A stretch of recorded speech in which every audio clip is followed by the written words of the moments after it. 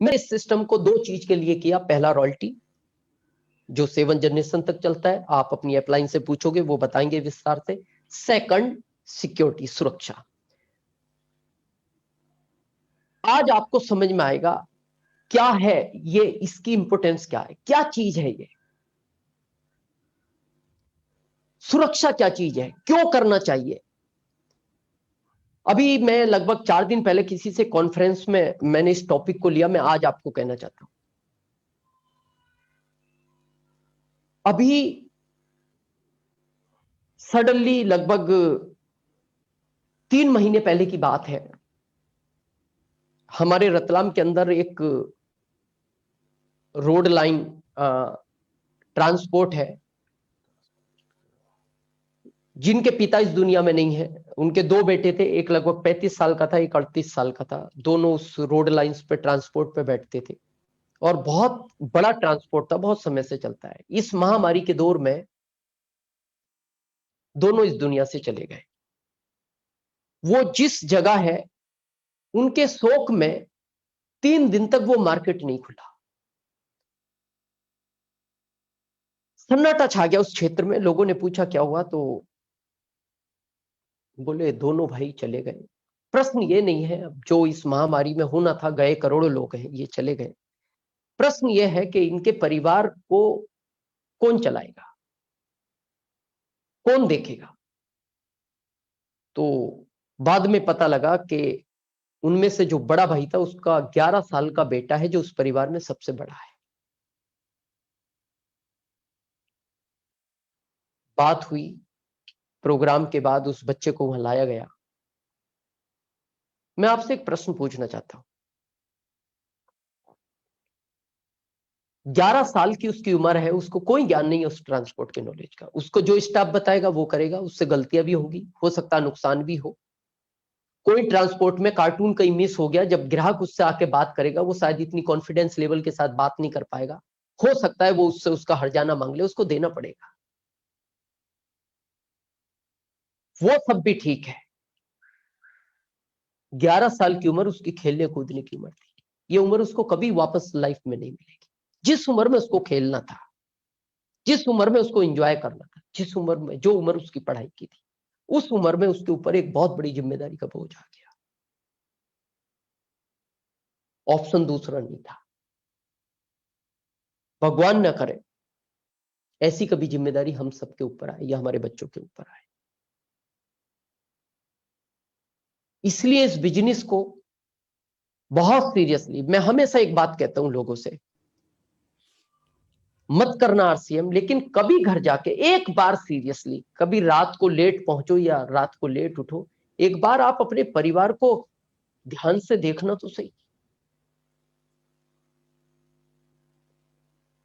हालांकि कहते हैं निगेटिव कभी सोचना नहीं चाहिए, लेकिन एक बार विचार करना, क्योंकि दुनिया का एक सच है, जो आया है वो जाएगा। बस एक बार विचार करना, 1 सेकंड के लिए आंख बंद करना और एक बार सोचना कि ये आंख कभी किसी दिन मेरी वापस ना खुली, अगर ये बंद ही रह गई,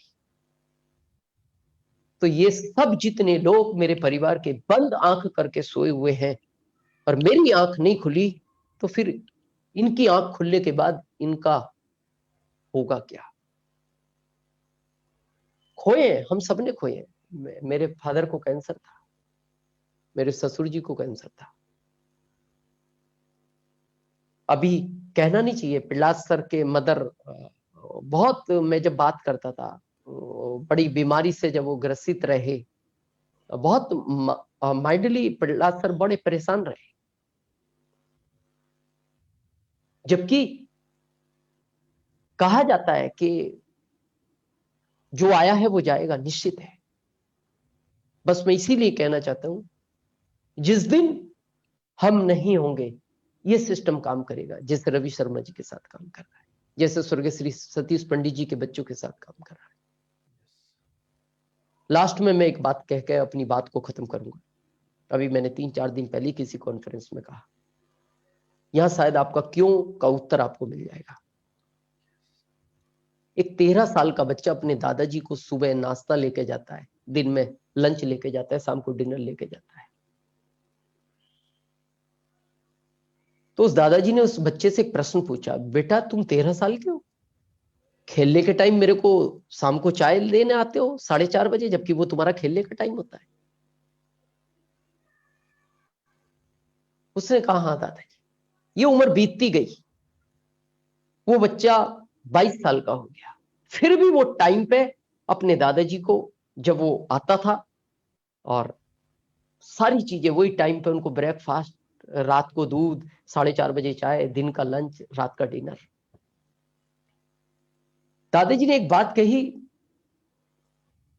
इस कॉलोनी में बेटा बहुत सारे लोग रहते हैं, तू तो मेरा पोता है, लेकिन मैं तेरे को ऐसे उदाहरण दे सकता हूं जिनको उनका बेटा भी टाइम टाइम पे ये सब कुछ नहीं करता, फिर तू क्यों कर रहा है?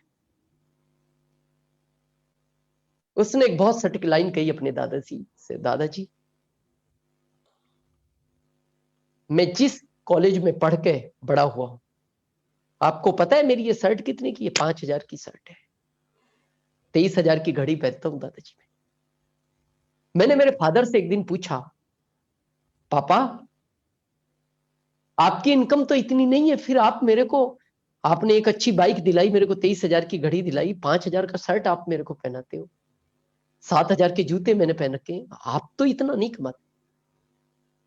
तो मेरे पिताजी ने एक ही बात की थी, बेटा जो तू इंजॉय कर रहा है ना, ये तेरे दादाजी ने डायरेक्ट सेलिंग मेथड के अंदर कोई बीज बोया था, और 5 साल अपनी मेहनत से इन्होंने इस वृक्ष को बड़ा किया। आज हम जितने भी फल खा रहे हैं, ये तेरी घड़ी हो या तेरी शर्ट हो, ये तेरे दादाजी के उसी बोए हुए बीज का फल है। इसीलिए दादाजी, मैं जब तक इस दुनिया में रहूंगा, मैं इसी तरह आपका लालन पोषण करूंगा।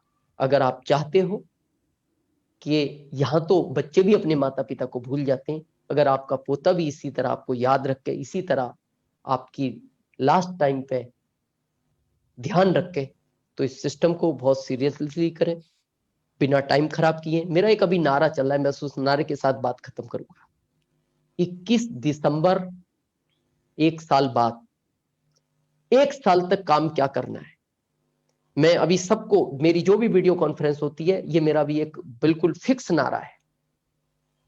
जो आपका सोने का टाइम है 6 से 8 घंटे, क्योंकि अच्छे स्वास्थ्य के लिए 6 से 8 घंटे सोना चाहिए, एक डॉक्टर बोलता है। जितने टाइम आप भोजन करते हो, 10 मिनट, 15 मिनट, 20 मिनट, भोजन को 32 बार चबा के खाना चाहिए एक अच्छे हेल्थ के लिए। ये दोनों काम बिल्कुल आप, जो आपको समय सीमा है उसमें करें, लेकिन उसके बाद एक एक सेकंड, ये साल कीमती है, एक भी सेकंड खराब नहीं होना चाहिए। लिस्ट बनाएं, अप्लायंस से कॉन्फ्रेंस में बात करें, अप्लायंसेस सिस्टम को सीखें, लाइफलाइन को सिखाएं, ये जितने भी ऑफर हैं इन पे काम करें, अपने ग्रोथ पे काम करें। और मैं दावे के साथ कहता हूं, जब भी हम दिसंबर में किसी कॉन्फ्रेंस में मिलेंगे, अगर आज आप वाइटल पर भी हैं, तो आपका टेक्निकल का सेलिब्रेशन होगा। आप सबने सुना, आपकी अप्लाइनों ने हमारे को इस मंच पे आने का, बोलने का मौका दिया। आप सबको बहुत बहुत थैंक यू।